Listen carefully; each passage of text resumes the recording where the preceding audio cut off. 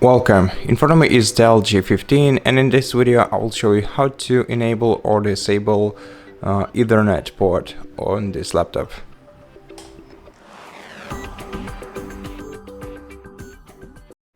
To do this, first you'll have to open the BIOS menu, and to open the BIOS menu you have to press the power button once to power your PC on, and then press the F2 button repeatedly until you see the BIOS menu screen. Now, to navigate in BIOS menu, use right arrow key to navigate to advanced option, and then using down and up arrow buttons, select the integrated NIC option, press enter to change the value, and then choose the value that fits you. And to save changes, press F10 and enter.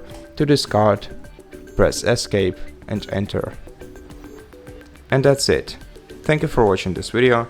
If you liked it, consider subscribing to our channel, leave us a like and a comment below, and I'll see you in the next one.